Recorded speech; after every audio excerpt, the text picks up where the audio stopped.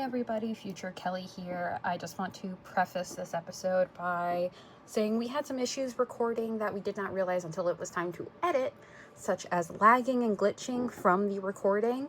I am doing my best to make it sound good. There are even some parts that we had to re-record later on, so the cadence is a little weird with our voices, so please bear with me in this episode. There will be some things that just sound a little off or even sped up because, like, the internet's trying to catch up on us. So wish me luck editing this episode because I'm already struggling. But I checked next week's episode. We are back to normal. So try to enjoy this episode as much as possible because we have some really good stories here.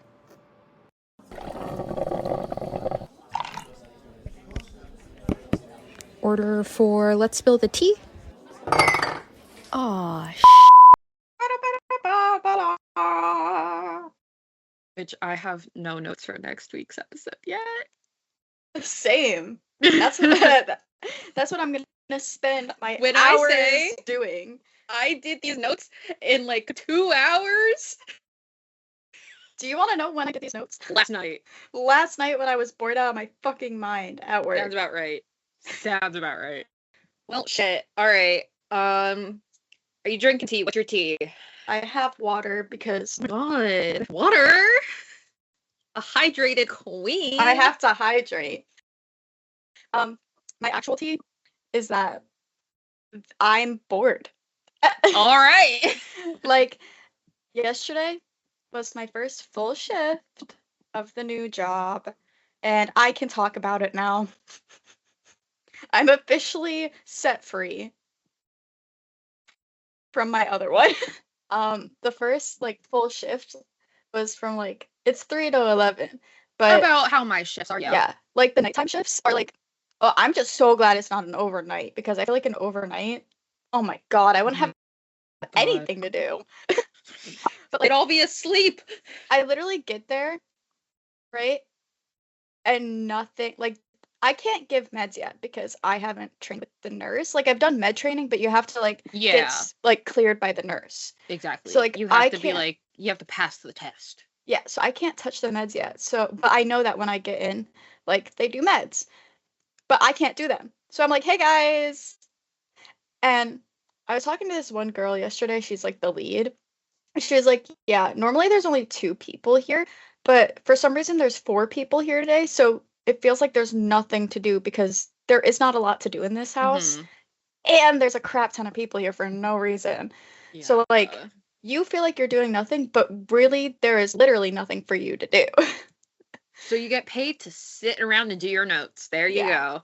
But you're getting paid for this podcast, finally. But yeah, then they eat dinner at 5:30, and then nothing happens again until 7 o'clock. The fuck? They get more meds, right? Then one of them goes to bed at 8. And then nothing until the next one goes to bed at 10. But then the other 2 are they're pretty much self-sufficient. Yeah. So they just go to bed whenever. So I'm just hey guys. Yesterday I played Uno Attack with 2 of them. Uno Attack is the bane of my existence. That fucking the mechanism whirring.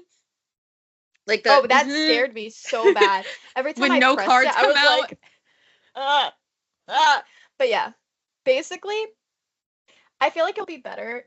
Not better. I feel like it will feel less boring when there's only 2 people or 3 people, because then I'm okay, I can do laundry, or I can cook dinner, or I can do this. But yesterday, I was just hey guys, I'm here. Can I do something? And they were all just think of it as a shadow work day. I mean, the thing is that even today is probably going to be shadowing. Yeah. But I'm still in the shadowing phase too, so I get it. Yeah. So it's just kind of, yeah. Yesterday, I literally did these notes, played lads, played some farming game on Discord. scrolled through TikTok, walked around a lot, just paced back and forth, did some homework, and then played Uno Attack. And that was basically it. Because I didn't realize that there was going to be 4 fucking people there, so I didn't bring a shit ton to do. But, like... Which you kind of don't want to, because that looks bad. But, like, I was talking to the lady yesterday, and she was like, yeah, honestly, no one cares what you do in your downtime. So, like, I'll probably just do homework in the future, do my notes, play games. Mm-hmm. Maybe I'll, like, bring a sketchbook and draw or something. Honestly, yeah. Because I don't want to bring, like, too much stuff, because then it's like, it looks bad. Yeah. But also 3 to 11, there's, like, not a lot. Yeah. She was like, yeah, sometimes, like, we go grocery shopping or, like, go to the park. But, like, you know, everything happens during 7 to 3. So. Yeah. And then everything happens in the morning. Even 11 to 7 get to, like, clean. That's when they mop the floors. They clean the bathrooms. They dust. They clean the kitchen. They do the dishes. Like, they have chores to do at night. Because I even asked that. I was like, can I, like, do dishes? Can I take out the garbage? Like, is there anything I can do? Can I do She's like, something? She was like, those are all nighttime, like, duties, like 11 to 7. And if you do them, then they're going to come in and have nothing to do. So I was like, what the fuck am I doing here? But yeah. It's fine. Because, like, I like the people and everything. It will Okay, good. I think it will pick up more. Especially when there's less people on a shift, yeah. Yeah. I'm not complaining. If anybody hears this from that job, I'm not complaining. And I also didn't share anything. No, you did that not. Violates you did a good HIPAA. job. You did a good job. I don't have to deal with HIPAA at my job, so I can talk shit all I want. Not that I have to really talk shit, but I mean, yeah. I haven't had any bad experiences yet. Yet. Hopefully never. Hopefully never. Okay. Do you have tea, metaphorical and physical? Okay, physically, I do not have tea. I have coffee. I already drank my coffee. I drank it in like 2 minutes. I woke up like an hour and a half ago, so... Oh. Valid. I woke up at like 9:50 because my brother and dad are going to the World Cup today. Oh, shit. Lucky them. So I wanted to see them before Who's they even left. playing today?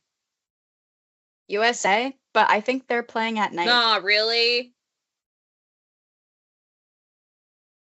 We literally had fucking South Korea versus Cambodia the other day. Like, what do you mean, not really? Yeah, no,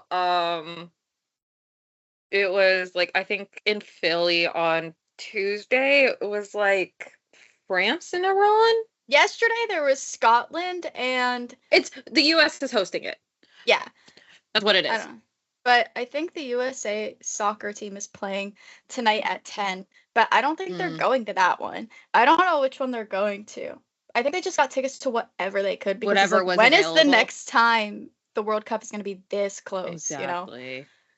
But no, I guess my gossipy tea. So as I said, I'm also doing shadow work pretty much at work. Because I'm the baby techie at my site. And we had a band playing. They were supposed to be outdoors. I get a text from my boss being like, hey, come in an hour later. We're moving your show indoors so we don't have to deal with the setup outside because pouring rain in New Jersey this entire week.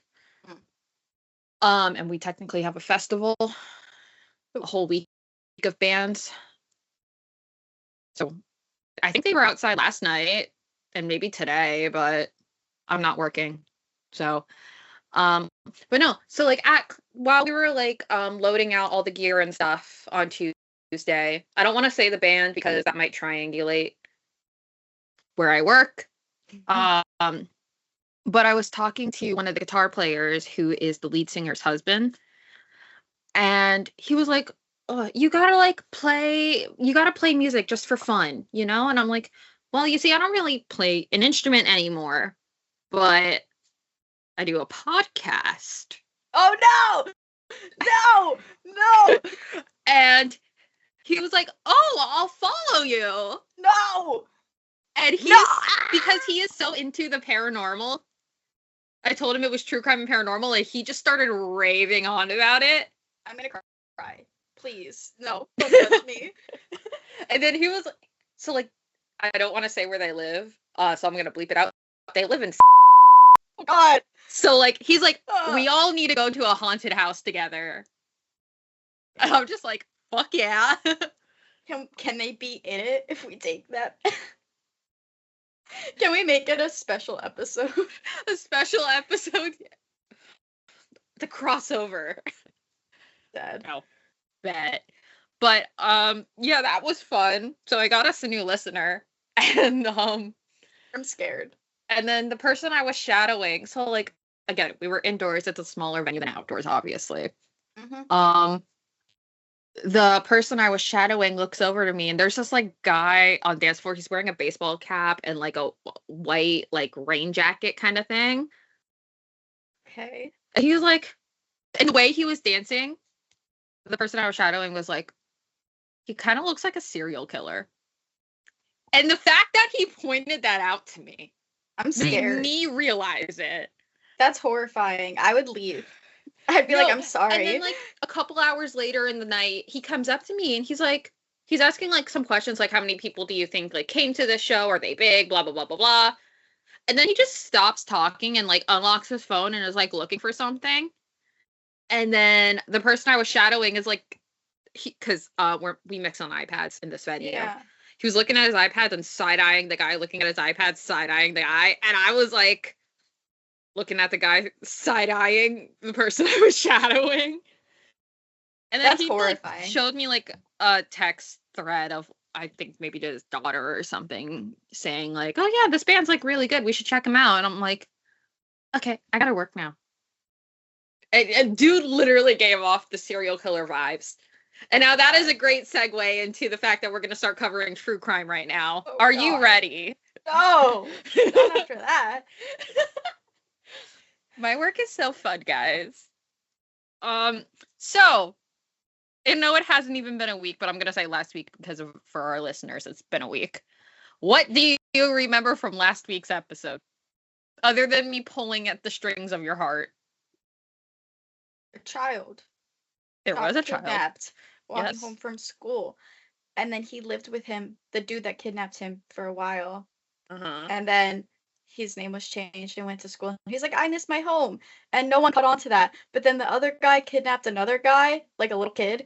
And the kid was like, I'm scared. And then the original one was like, I can't let you go through what I went through. I'm going to get you out of here. So one time the kidnapper left. So then the original kid and the new kid, they went to the police station. And then the original kid was like, hey, this is my name. This is his name. Help. And then he talked to the police. And then he basically got harassed by the paparazzi. And then he died. That was a pretty good summary. Well, don't forget, he did get married and have 2 kids and then died. He has That a was family. irrelevant. That was irrelevant. The family's irrelevant? I mean, you didn't say anything about them much. Yeah, because they're really, I didn't want to like harass them in a way. But so as I told you, there is a part 2 to this story. With Even the little though boy. it is not about the little boy. What? Do you remember? His 4 siblings. Today we're going to talk about his only brother, Cary Stayner. This is the one who was like, I'm so jealous that my brother has so much attention. Exactly. It wasn't exactly jealousy, and I'll go through that. Resentment at his parents. Resentment. Yes. So, Cary Stayner was born August 13th, 1961, and he is the oldest of the 5 siblings. So he claimed that he felt neglected by his parents while they were grieving Stephen's disappearance or possible death, because again, at the time, they had no idea. Even after Stephen returned home, he still felt overshadowed by the attention that his little brother was getting. When Cary was 3 years old, he was diagnosed with trichotillomania. Do you know what trichotillomania is? I feel like That's the thing that you pull out your hair, but I don't think it is. It Is is. It's compulsive hair pulling. Sometimes it's like your eyebrows, your eyelashes, the hairs on your head, on your arms. Like it could be any part of your body. For him, it was his head. He was put on medication for it, and it helped, but he was still bullied over his bald spots. Oh, poor guy. Because sometimes trichotillomania could leave permanent bald spots because you're pulling the hair out so much that it cannot produce anymore. Yeah. So he also claimed around the age of 11, a little before Stephen went missing, he was molested by one of his uncles. Oh. But throughout the tragedies of his life, he was still a very, very smart kid and put into accelerated courses in high school. He even contributed to the school newspaper by creating some cartoons for it. Like he was an artist. Aw.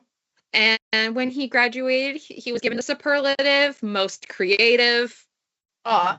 Which, like, Sounds imagine like he has a lot for him. He does.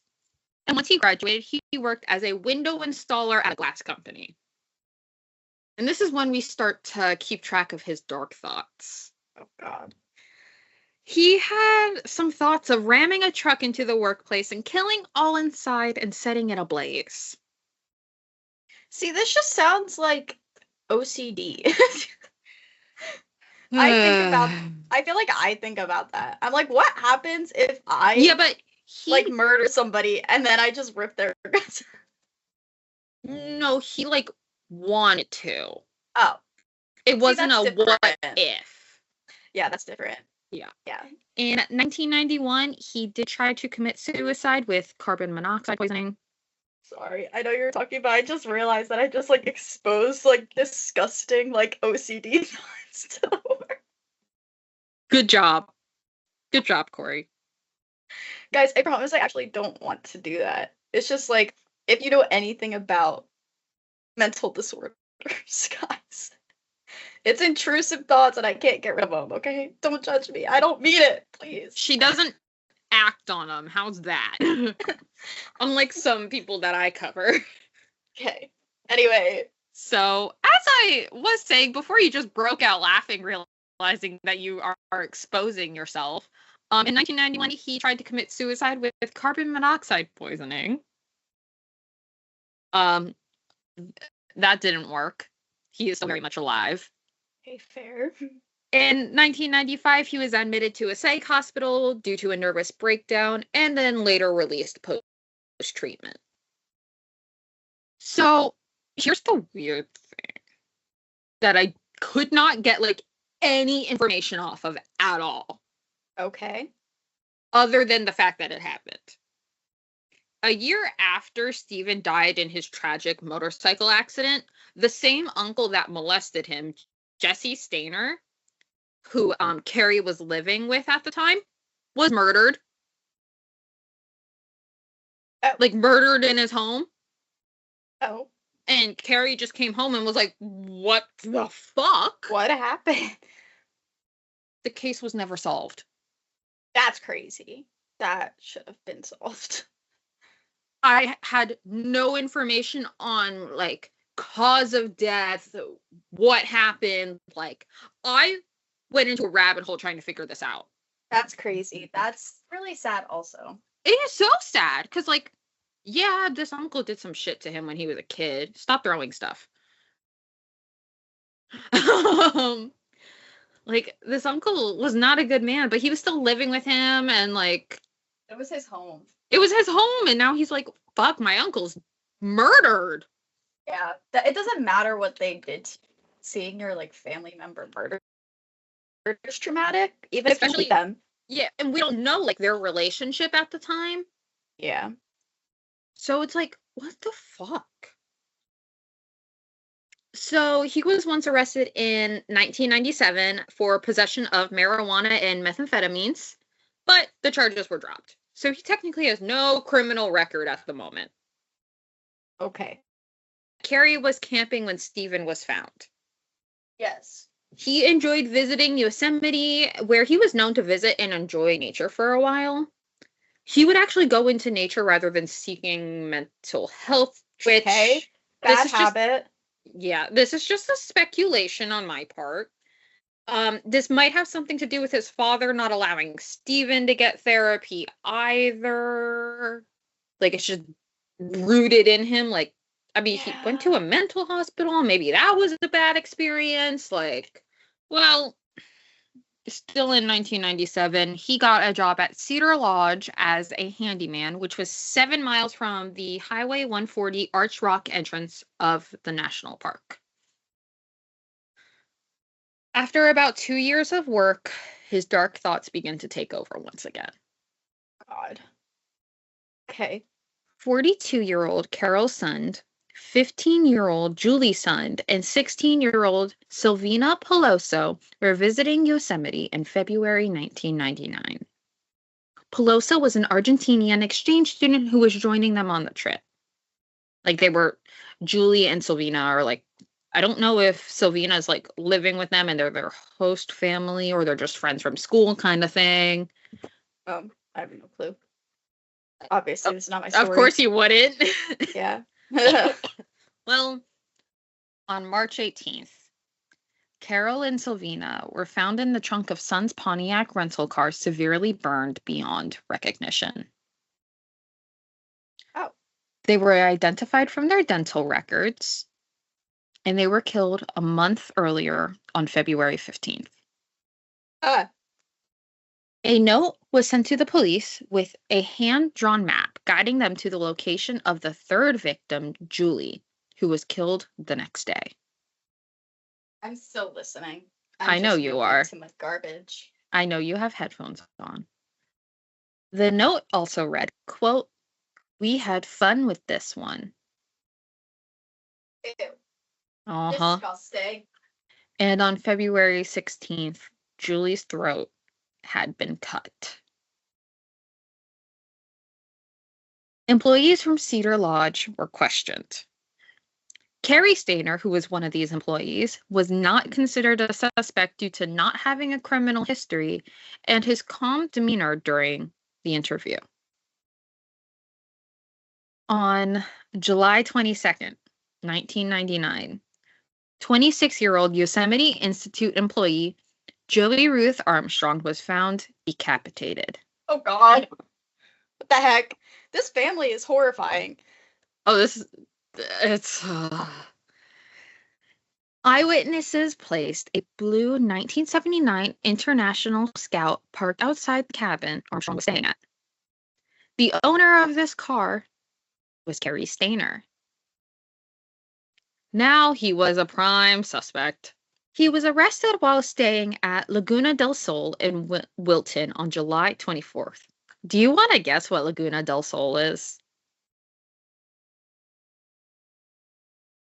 Oh. You're not going to like it. An ocean? Water? A bar? No, I don't think you're going to get it. It's a What is nudist resort. What the hell? So he was arrested kind of naked. That's horrifying. That's crazy. But to be fair, this is a legal place where you can be in the nude. So he wasn't obviously arrested for public nudity either. Okay. So his vehicle did contain evidence relating to Armstrong's death. He confessed during interrogation to all 4 murders and to sending the map. At first, in return for his confession, he asked for, I don't know the proper term for it now.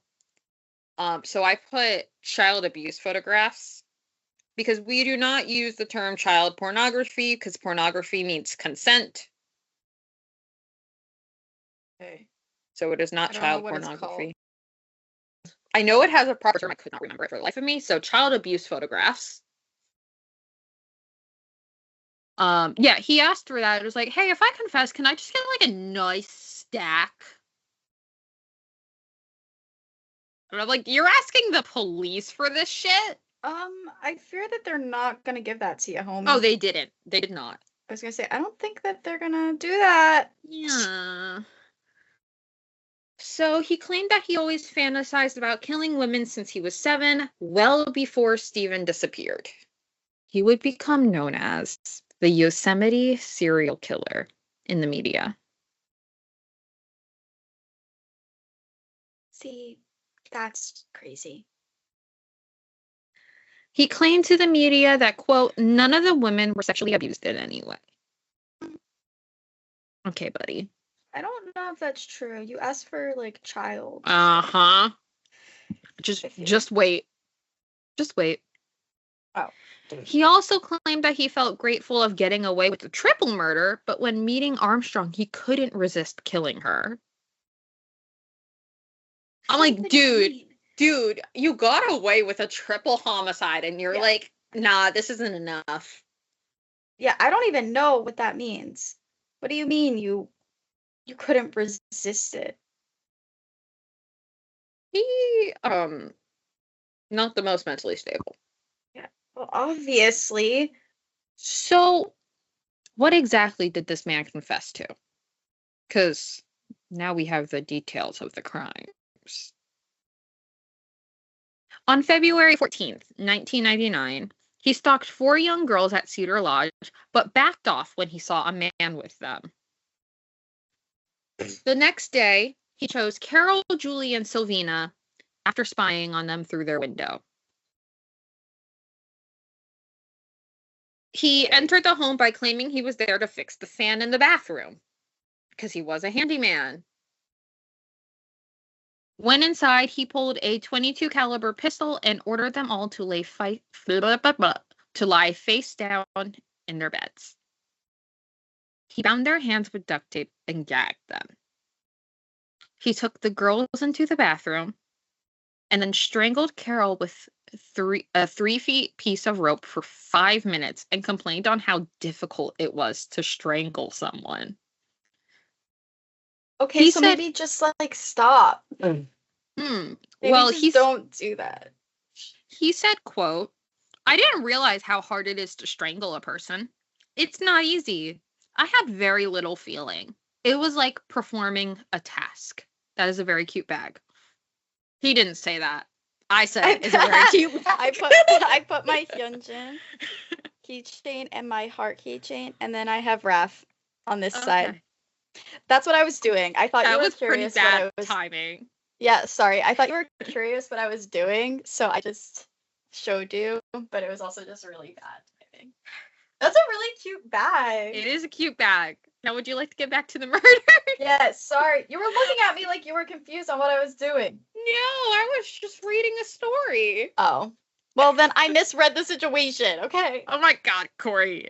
I misread a lot of situations. So, after complaining about strangulation, he stuffed Carol into the trunk of her rental car. Alright. He returned to the girls and ripped off their clothes. Okay. Like, literally tore them.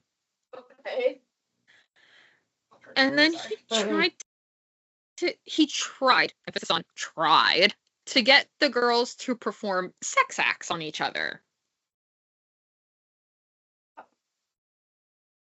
He grew tired of Sylvina's cries and strangled her as she knelt in the bathtub.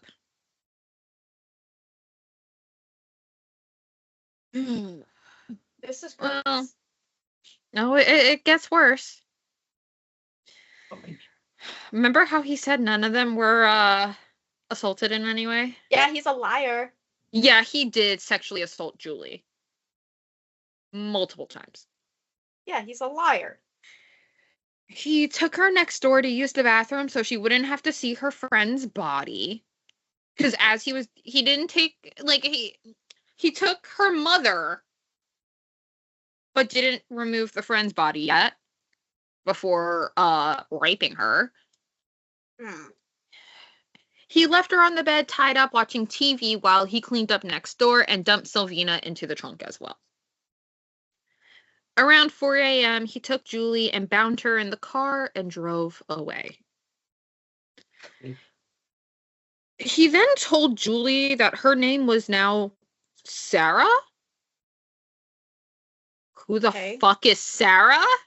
Because usually when, like, something like that happens, there is a known person that maybe, like, hurt them or... Yeah. I have Um, no history of like romantic partners or anything. Family Maybe- with that name. maybe it Nothing. was someone he knew, but also maybe Could have he been from a just- TV show. Yeah, I was gonna say maybe he just liked that name. Exactly. Like, I have no answer to who the fuck Sarah is. Well, no matter what, he found that he grew to like her. Like a big old creepo. Okay. And then would assault her again. Bro. So he said that he loved her, and this girl she was like literally laying down, and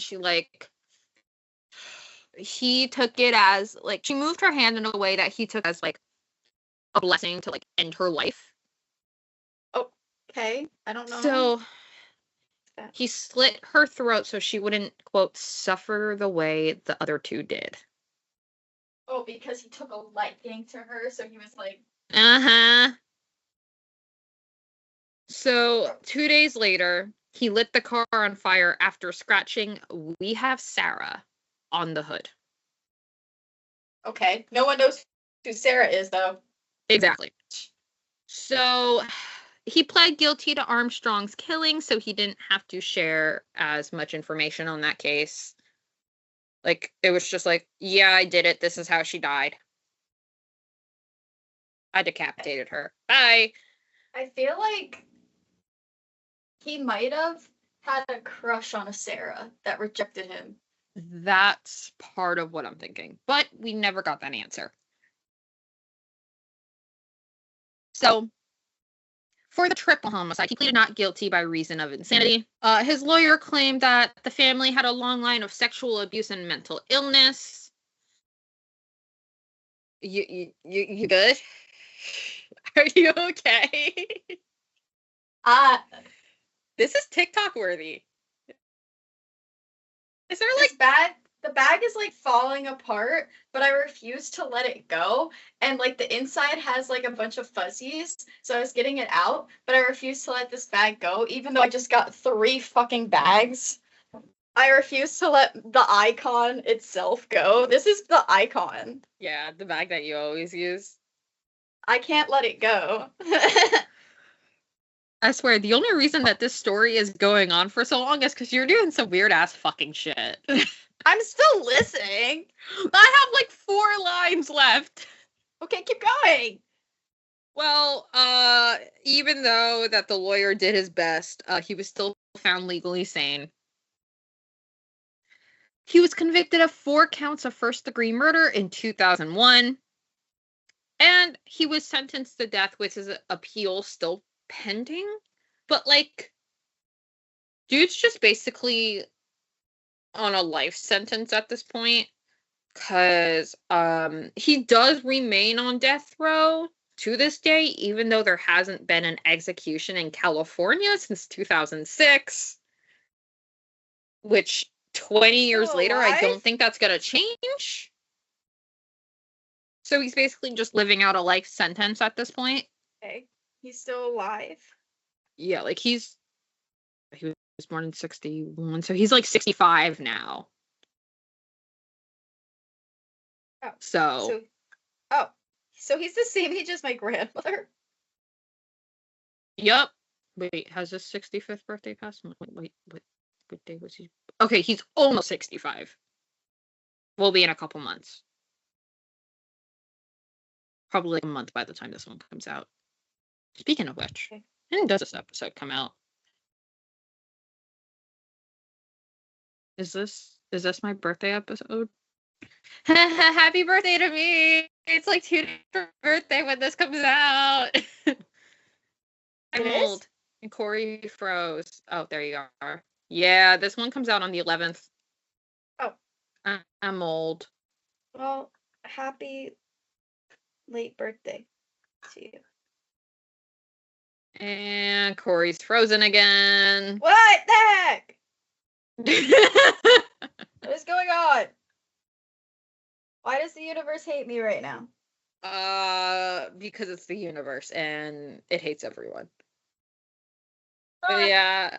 Happy birthday to me. I'm old. Okay, so It'll am I? also be my 1 year anniversary with Jackson that week too. Yay! Have I? Am I? Okay. What? Huh? Am I unfrozen? Yeah, you're good. You're good. You're good. You were Okay. like glitching. But yeah, so that concludes the Stayner family tragedies. I think that I feel like the dad might have a little bit to do with stuff. Yeah, just a 'Cause I little feel like bit. maybe you should let your children seek help if they want it. You know? As someone who has gone to therapy, it helped. Therapy helps. I haven't been to therapy in like I haven't been to therapy since like 2 years, but I should go back. Just not because I'm like crazy or like anything, but uh-huh. like, you know, No, it's like I was discharged from therapy a few years ago, like while I was still working my childcare job, and put on yeah. medication management because the medication is all I need now. Like my therapist literally said, if you ever need like an appointment, just say so, but we're not gonna do like our bi-weekly appointments anymore. Yeah.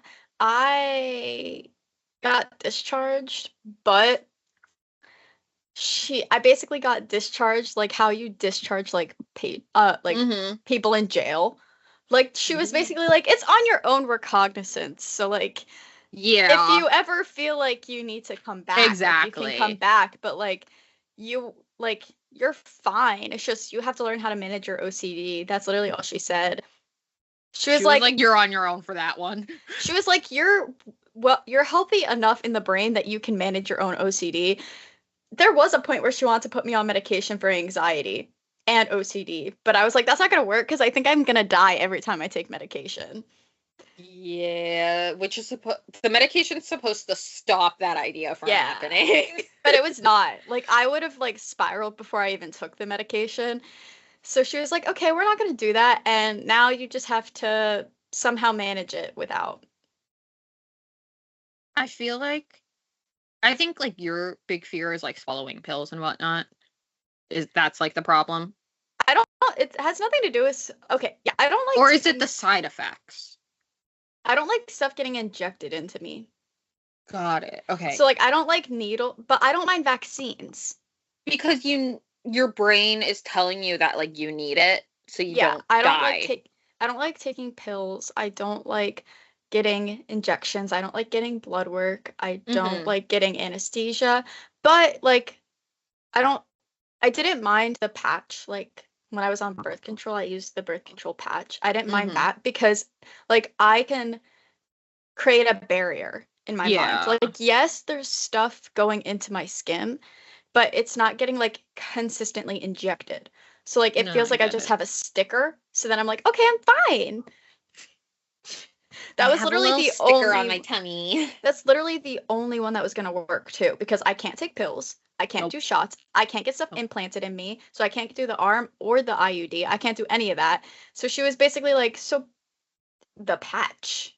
Plus like so like I'm on the pill, as you know. It's a very, very Yeah. tiny pill. You've seen it. Yeah. And like because I don't have a problem with like taking pills because I have to do it. I had to do it for my antidepressants long before I was Yeah. on the pill. But we did talk about like other things like things like Depo-Provera. That freaks me out because it's the injection Yeah. and it's a short-term medication. And then there's like I wasn't fond of the implants either, whether it's like the IUD or the Nexplanon, because I've heard horror stories of people like they actually say if you don't feel the implant in your arm, call your doctor. Some people have had it end up in their bloodstream like that, and it's just See, and that's exactly why I would never do that, because I feel like every single time I move, I would touch my arm and be like, is mhm. it still there? Is it still there? No, I was like, just give me the pill. I know I can do it. I have an alarm. I don't even like pay attention to the alarm as much anymore because, like, some days like I'm working during that. Yeah. But like, I know when I have to take my medication. But yeah, I gave up. Yeah, that was a lot of money because your insurance was being a bitch. It's probably fine now, but it's just like I don't even care anymore. I'll just suffer with my period. And that's the tea on that. And then here's the more tea. I'm gonna piss myself. So I'm gonna pee, and then when I come back, I'll tell my story. Okay. Bye byes. And she left her headphones on. There you go.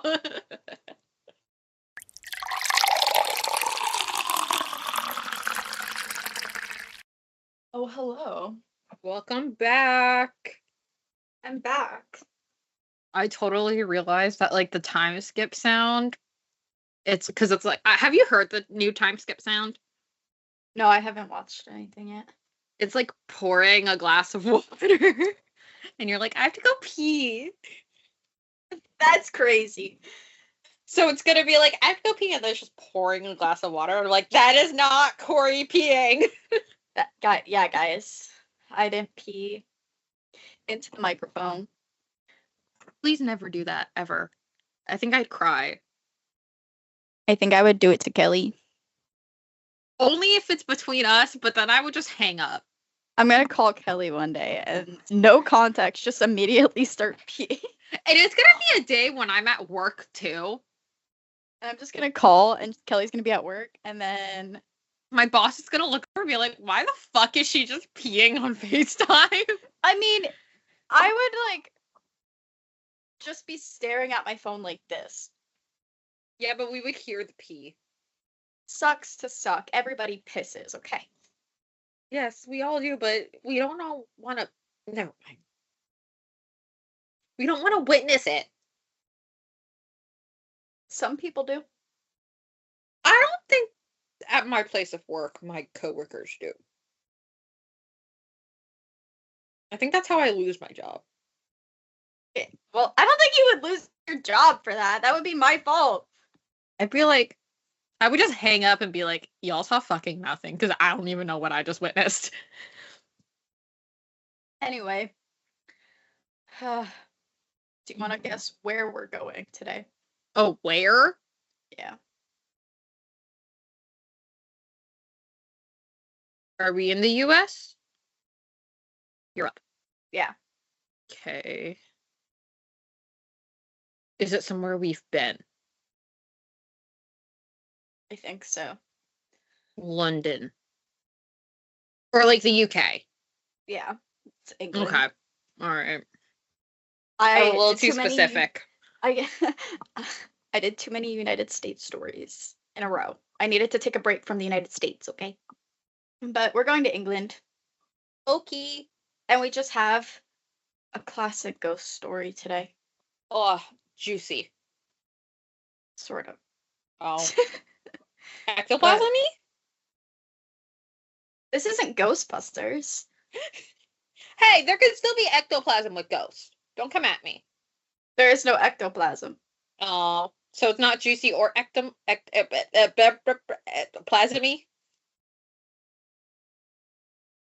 I was trying to make a joke.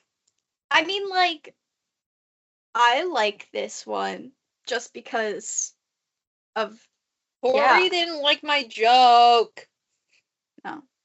There's no one there. I was just looking over there for effect. You're looking at the ghost.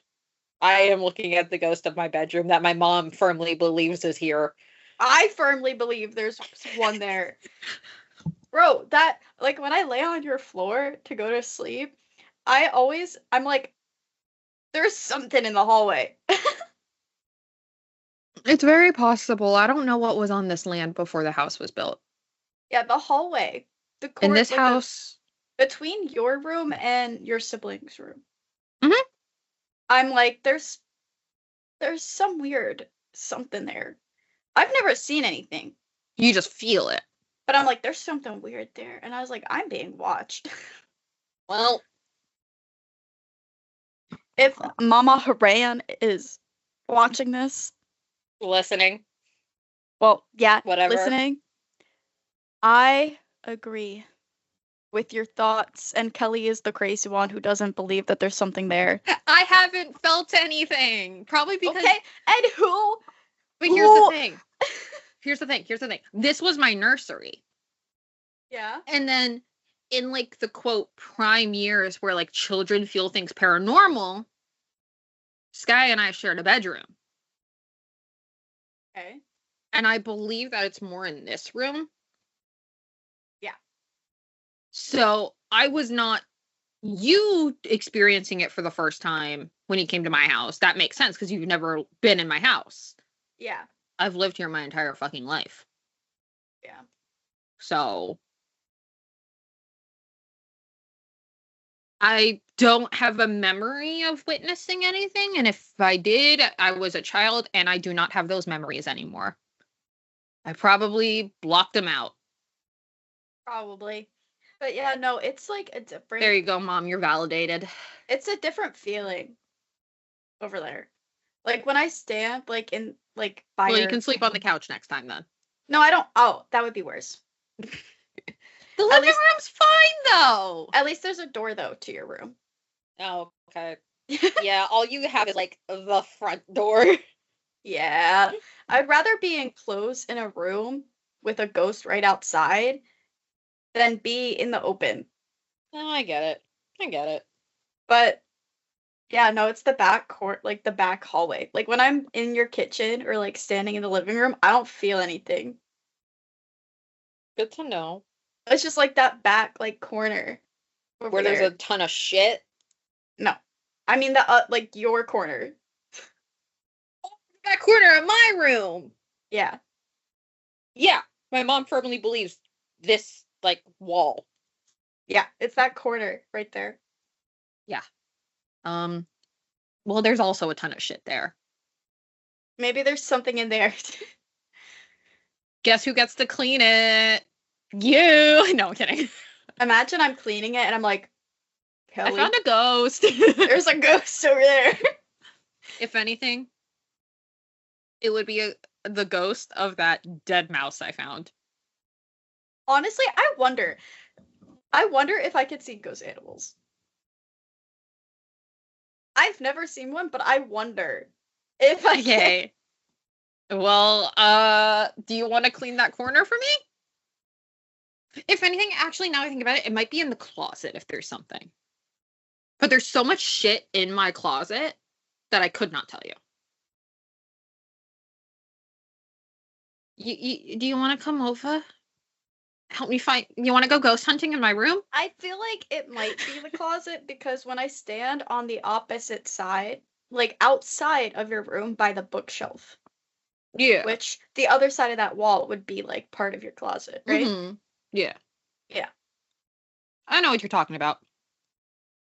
But then, if it were like that, then Skylar's closet would also have that feeling, but you've never been in Skylar's room? No. Which will be my room eventually. Eventually. More like winter, springtime. So New Year. In the New Year. Whenever Well, Sky gets the fuck out of this house. Bye! Okay, anyway, enough chitter chatter. Ghost stories. No, not the ghost story of my room, the ghost story of Okay. whatever you're talking about today.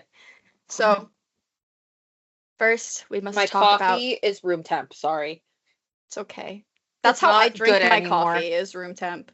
I wanted hot coffee because I'm a little congested. Oh. I don't even drink hot tea or anything when I'm congested. I just drink warm. I don't like warm drinks in the summer, but like I feel like crap today and I have work tomorrow. Yeah. But, okay, anyway. We have to talk about the building first. Oh, the building. Yeah. So, Raynham.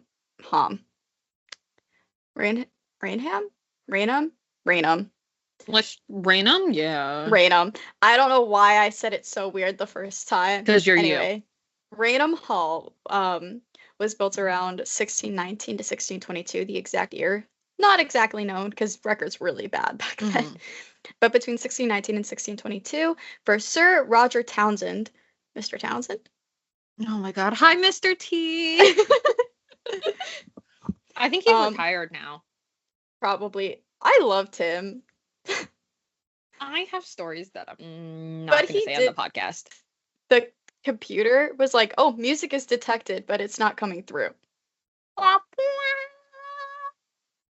Who's playing music? Me. We just had an exorcism of your room. I know, but I don't think it's mean. It's just playing some music. It's vibing. I do think that there's something in my room, though. We just exorcised the demon. Well, okay. Well, there was not actually a demon in my room. You don't know that. We're gonna pretend that there wasn't, okay? I don't want to think about that. I said it looked like there was one, but that was your teddy bear. It was my teddy bear. I do think that my grandma Anne, the one that died of cancer, I think she comes to visit me sometimes. Oh, so she's a wandering spirit. It's like my wardrobe. Is she the hula girl? My grandma Anne's over by the hula girl. I love how, like, we just make the most random TikTok videos. My grandma Anne is the hula girl. I'll zoom in on it and you'll be like, this is my grandma Anne. Hey guys, right there. But yeah, it's like that corner. Whenever I get a bad feeling, it's always over there. Or whenever I feel like I'm being watched, it's that corner over there. I think sometimes it's my grandma Anne. I do think a lot of people come to visit me. That's really weird. I think my grandma Anne does, and I think my uncle Mark does, which is Colin's dad. Mm-hmm. I think they both do. I feel like you and I, like, if one of us dies before the other, we gotta, like, come up with a sign so we know that our ghosts are, like, visiting. I'm gonna knock over your tea. Oh, gotta spill the tea. What if I don't have tea? I'll wait until you have tea. If you spill my Dr. Pepper, we are going to have issues. Okay, it's either I'll spill Dr. Pepper or tea, whichever comes first. Because I feel like Most you would just definitely have Dr. to know. Pepper. You would just have to know. It'd be like, the only person who would knock over my Dr. Pepper is Corey. Would be the person that's bad. I can't drink Dr. Pepper anymore. And okay. For you, I will... I would end up with a bite mark. I would bite you, I fear. You would bite me as a ghost. I would. I feel like I should just, like, if vampires were real, I feel like I would turn into a vampire instead of a ghost. Like, before I died, I'd be like, please, somebody turn me. I don't want to be a ghost. Blood. Please make me a vampire instead. I want to bite everybody. No, I don't know what my thing would be for you. I guess spilling the Dr. P. Yeah. Sorry, for you, the Dr. Pete. By the time one of us would die, I would be able to buy Dr. Pepper cans, okay? And you can't now? I'm not wasting my money on Dr. Pepper cans. Lame. Do you understand how broke I've been recently? You do! Lame. You know how broke I've been. Lame. Back to my story. I'm gonna repeat the first sentence because we only got one sentence in. Yeah, we can't do shit here. Okay, so Raynham Hall was built around 1619 to 1622 for Sir Roger Townsend, whose family had owned land in the area since the Middle Ages. So his entire family owned that land for like centuries, basically. We really spiraled just from one line. Yeah. So this is like a normal conversation for us too. Yeah. So architectural historians often regard it as one of the earliest major English country houses built in a classical style.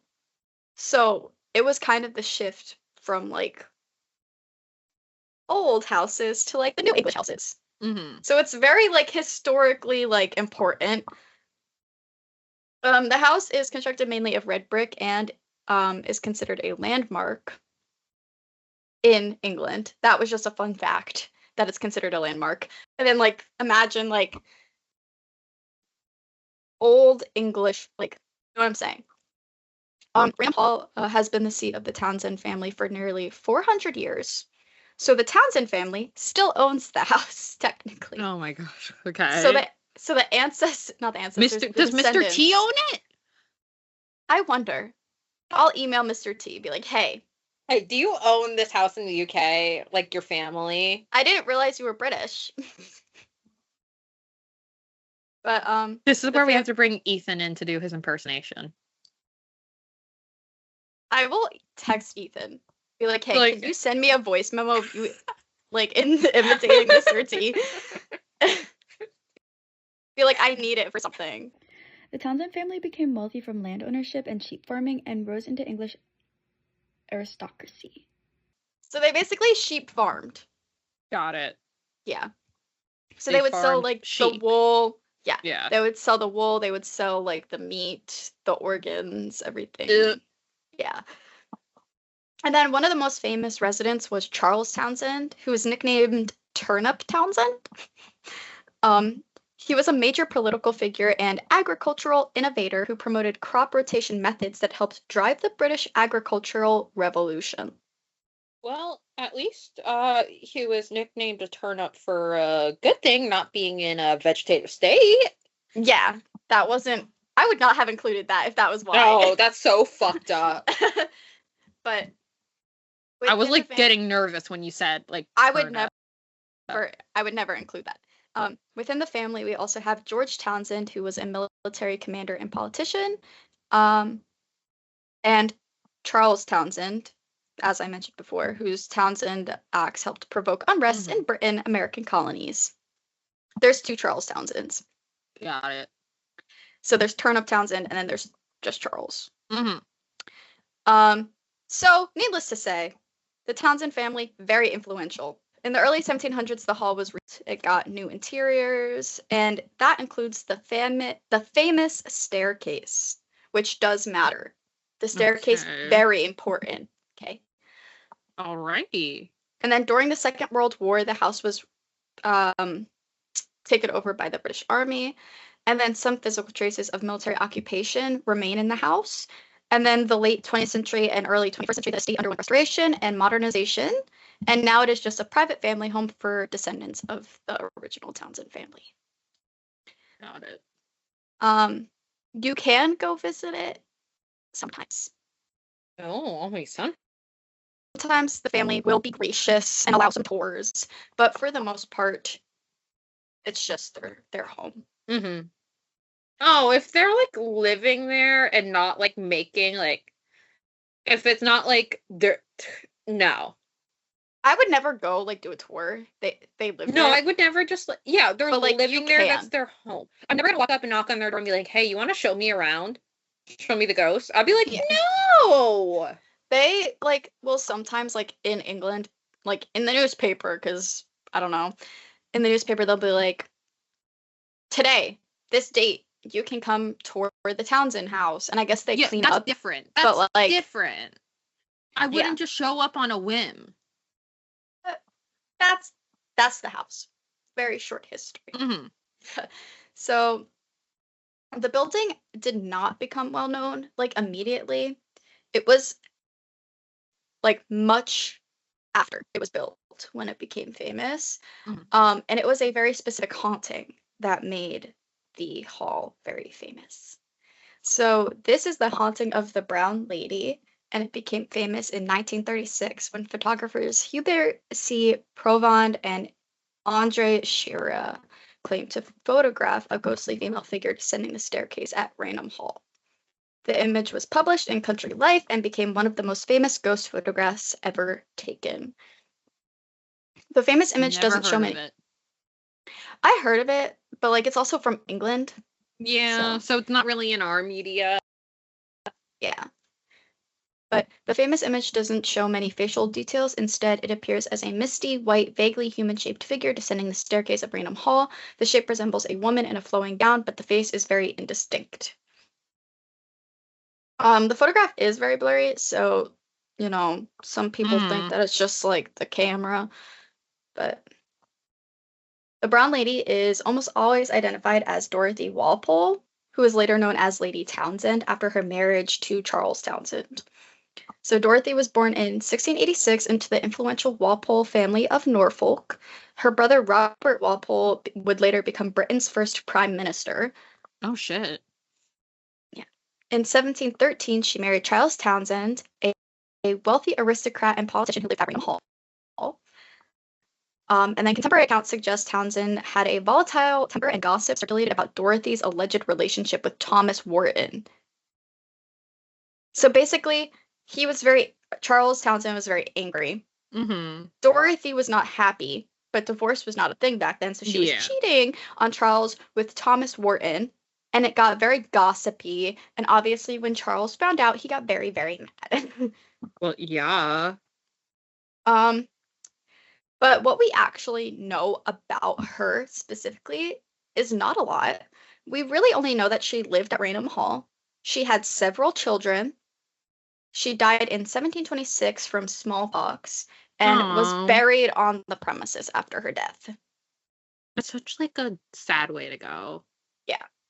So, So, like, that's such a bad disease. those four things are the only really, like, historical facts about Mhm. her life with the Townsends that we know. The affair is alleged. There is, like, historical accounts of, like, possibly, like, Mhm. implications, but they're never gonna outright No. in historical documents say that somebody's having an affair. So it's Damn, I widely know of a believed. historical document that did that. Haha, but he did it himself. Oh, the Reynolds pamphlet? Yeah. He did it himself. Yeah, he outed himself. But, like, historically, most people aren't doing that.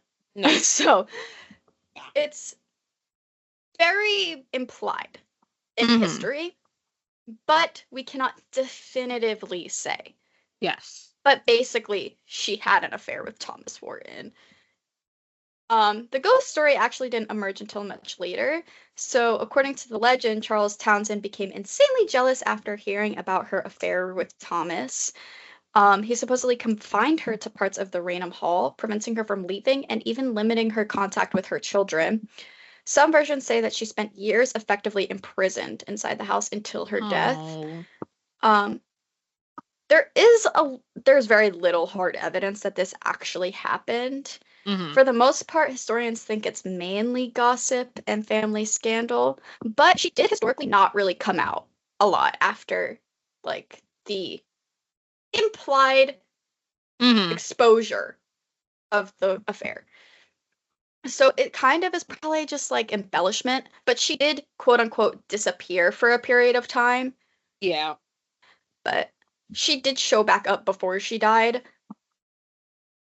But that story is what has fueled the Brown Lady into what we have now. So, as for what she looks like, they often describe her as a woman wearing a long brown silk or what? Long brown silk dress.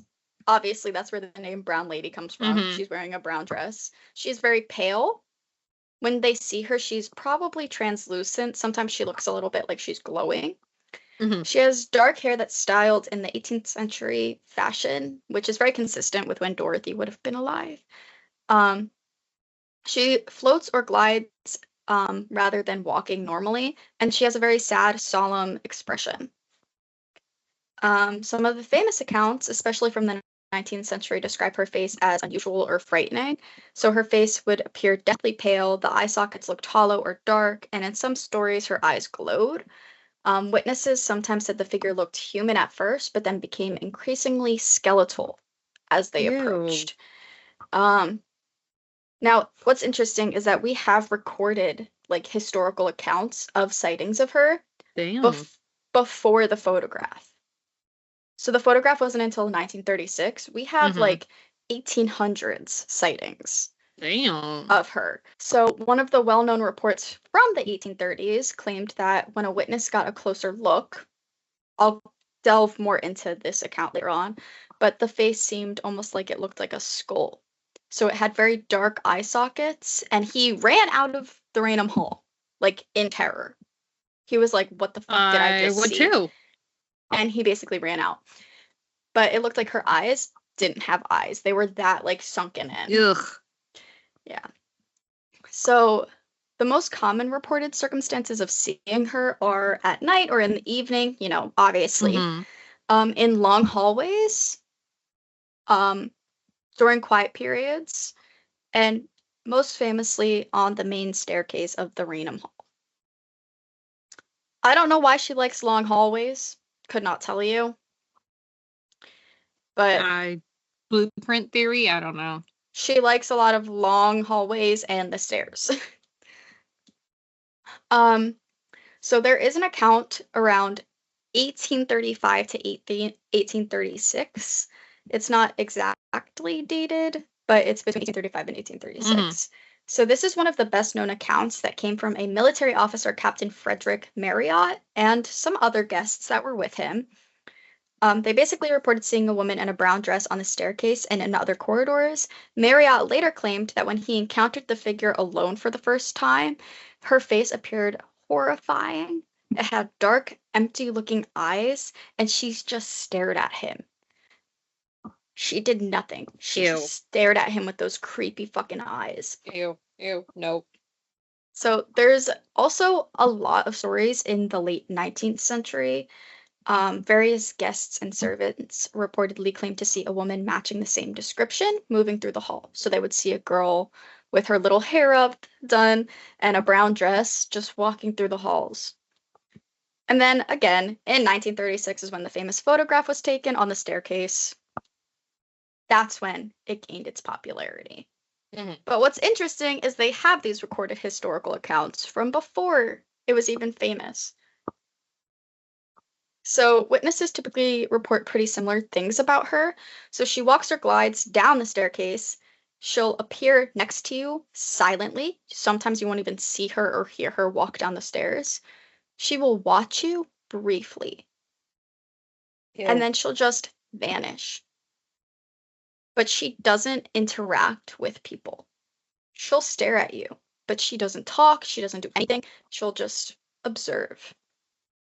But she does kind of feel like an echo, like a residual echo haunting, because she is said to repeat the same motion over and over.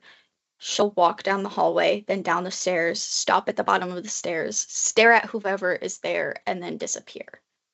She is very rarely seen doing other things. She's basically like a residual haunting. She's barely ever seen doing anything else. Like, you'll see her occasionally doing other things, but like 95% of the time, she's just walking down the hall and then walking down the stairs.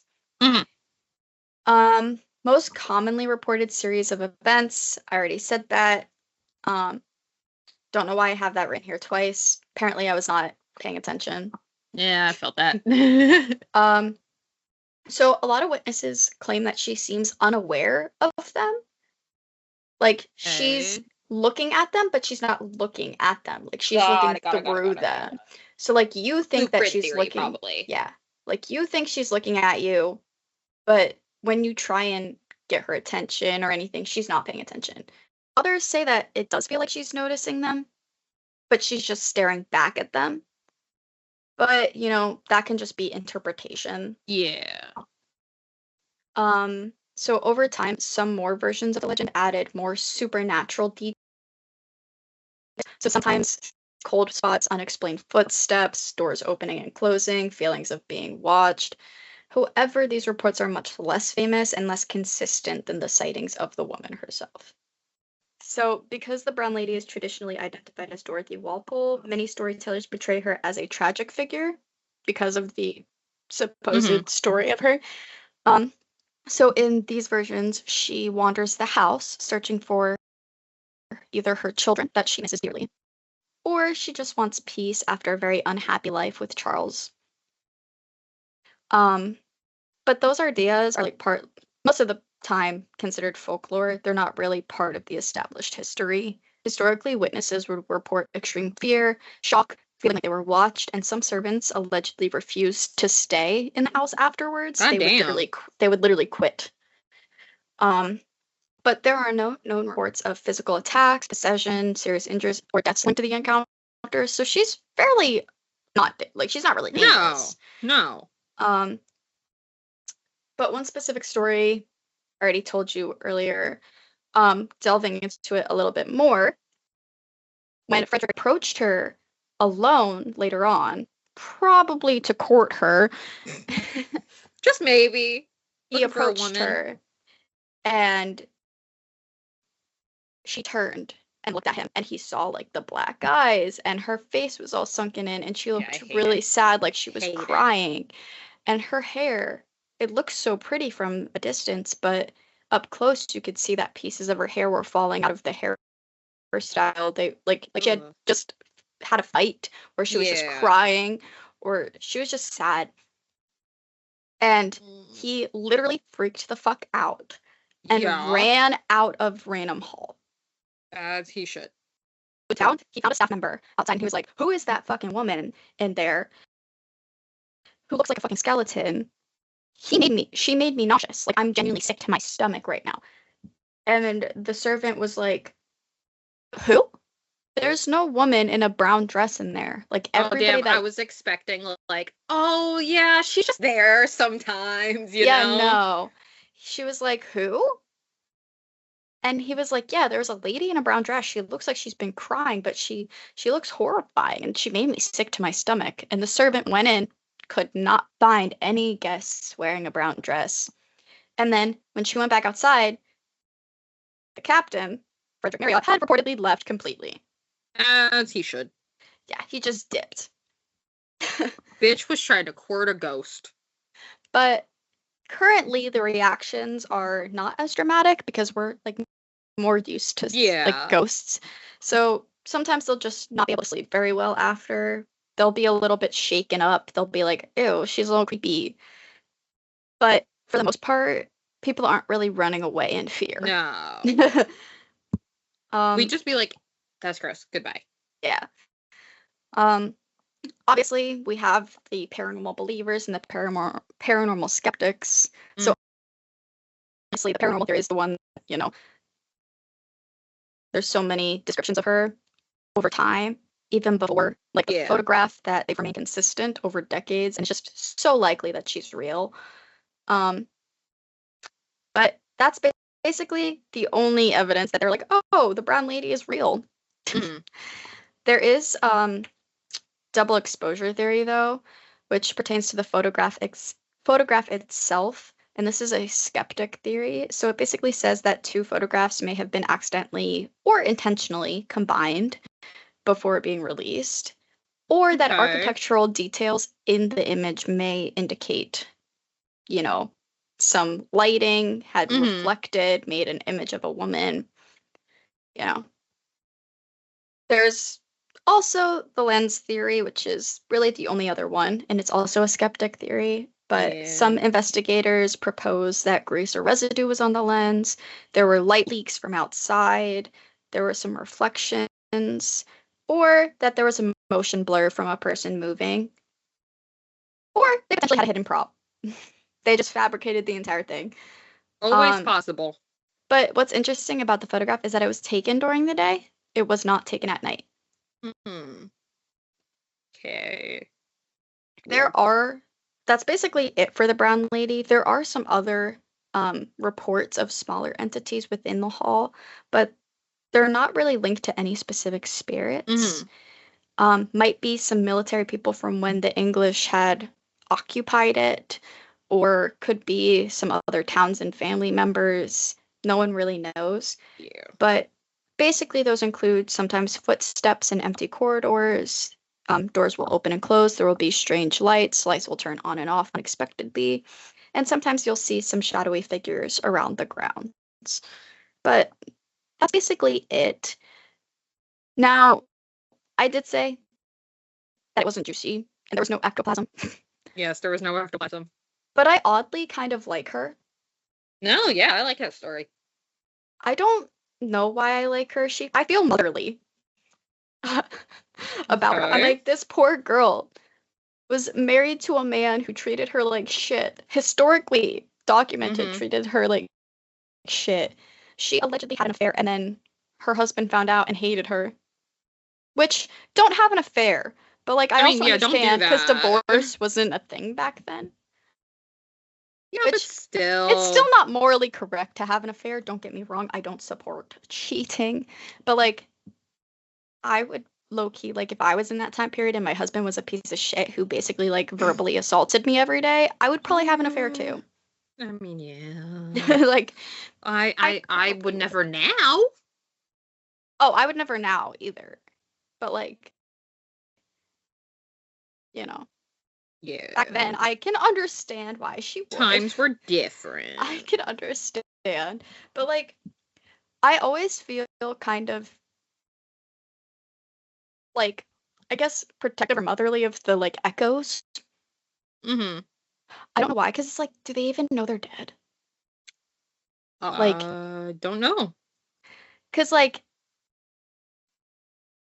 they're just repeating their daily Yeah. life over and over. If they were consciously aware that they were dead, would they even still be doing that? Like, what if they think they're real? And what if they're, like, looking around, seeing all these people, and they're like, what the fuck are you wearing? Yeah, I don't know. Sorry, I'm so fucking tired, bro. That just reminds me of the Echo episode in Supernatural, though, where they have to convince the God. one guy that he's, Yeah. like, dead, and they're like, Corbett, They're like, Corbett, you're dead. You're fucking dead. And then they made Corbett like gay for one of them, and and they basically had to like use that guy. He's like, you're the only one that would get through to him. He was gay for you, and so the guy was basically like, you're dead. Can you kill that guy for me? God, I really need to rewatch Supernatural once again. I only vaguely remember this episode. There are some days I regret introducing you to K-pop. This is your fault. It is literally my fault, because I'm the one that was like, hey, you should listen to Stray Kids. I think you'll like them. Because I just discovered them. And now look where we are. I have a Hyunjin bag with a Hyunjin keychain and a Raphael keychain. Raphael isn't even K-pop. That's a video No, game. but Raphael is my bitch. Listen, bro, you have my birthday in 2 weeks. I know. I already have like your stuff planned out. I just haven't bought it yet. Are you gonna one-up me like we always do for gifts? I don't know yet. Please don't spend so much money. We're broke. I told you how much I spent on yours. We didn't budget this year. No. We got a budget for Christmas, though. Yeah. Because Christmas this year was weird. I gave you your birthday and your Christmas. That's the point. That's the point. So like budgets didn't really count. It felt weird because you got like so much gifts at once. Yeah, and then you got like. I was broke, so all I could get you was the podcast. Yeah, the podcast stuff. Yeah. But I've remained loyal to this man. Yes, you have. And I've remained loyal to my boys. But who's your second? You like Silas is your first. Who's your second? Xavier. You right. Obviously, you're right. It's your second, but I was like, you're just like I can't remember. No, it's I have a ranking system for that game. I have a ranking system too. Do you know what it is? Raphael, and then this is where like I know like who's at the bottom for you. Because, like, it's Caleb and Zane are at the bottom for you. Yeah. Why is Caleb at the bottom? Because he's, like, a fucking brother. He literally is my brother. Yeah, when he first came out, I was like, this is like my brother. No, my actual real-life brother. Oh, they're the exact same person. And I was like, this is wrong. He's, like, your actual brother, yeah. I was like, this is wrong. But, you know, for you, I always mix up whether it's... I think you go. Xavier is also your number 2. Yeah. And then Silas is 3. Yeah. But Xavier and Silas are kind of like. Yours are. That's why, like, it's interchangeable for you. I think I like Xavier because he's soft. Like, in the cards, he always has the softer ones. Yeah. And that's not to say that I don't like Silas, because I also really do like Silas. But Why do you think he's my favorite? it's- Okay, so like sometimes when I open the game, Zane will be like, "There's a hint of sea salt in the air," and my brain always goes, "Shit, sorry, I was with Raphael." I've never even thought about that. And it's usually right after like my home screen is Raphael. I need you to know, when I got my haircut, I logged on. I hadn't changed my like MC's like hair, because I changed her hair Yeah. to like the length of mine, because she's Mhm. supposed to be me. Supposed to be you, yeah. But I hadn't changed her yet, and I logged on. I hadn't changed the hair at all, and I logged on, and Raphael was like, "I see you changed your hair," and I was like, "What?" Like, if I had changed my MC's hair in the game, I would be like, "Okay, yeah, I did change my hair. I told didn't you this touch game is that fucking shit." scary at some points. And I was Who knows what this fucking werewolf's gonna be like? I feel like he's gonna be the This is gonna be opposite. Corey's of- last place coming up. I just can't get behind werewolves. I'm a vampire girly, and I just Yeah, I am too. Anyway, before we keep talking about video games, we should sign off. I have to go do You chocolate. have a job, and you Yeah, have to I go have a make job chocolate. and chocolate. I have depression. No, Yeah, me too. I'm off today. Our Instagram is Let's Spill the Teapod. Our Gmail is lstt.pod Mm-hmm. at gmail.com. Our TikTok is Let's You can Spill do the it without Tea looking. Pod. Yay! And that's it. And I'm Corey, and that's Kelly. And We spilled tea. I didn't have tea lads, today. please give me money. Sponsors? What if we just? Oh, the next time there's a survey, we'll put in and be like, "Hey, we host a podcast and we talk about you guys like all the time. Can you I sponsor have us?" I have a Raphael stuffed animal that is considered I one have of our a two. Mephisto. I was gonna say we have 3 mascots: a capybara named Crouton, Mephisto, and Raphael. Please sponsor us. Send me a Raphael cardboard cutout, please. Anyway, I'll I think keep it in my closet for Paul to open my. Me and Paul are Oh gonna my go God. to my room. We're gonna fold my clothes, and I'm gonna be like, "Hey, can you go to my closet to put my clothes away?" He's gonna open it. Just be Raphael. He'll just be like, "God He damn wouldn't it." even. I feel like he wouldn't even be phased. He'd be like, That sounds about right. no, because I have my Raphael playlist, and I was playing Yeah. the songs one time, and Paul, in my passenger seat, he went, "I can really see this for Raphael. This Yet sounds another so." thing I introduced you to, and you are so obsessed. Everything is my fault, guys. But it's just like, you know what I'm gonna want to play, or like what I like. Anyway, we spilled that tea. Corey has to go make chocolate now. Bye. Bye.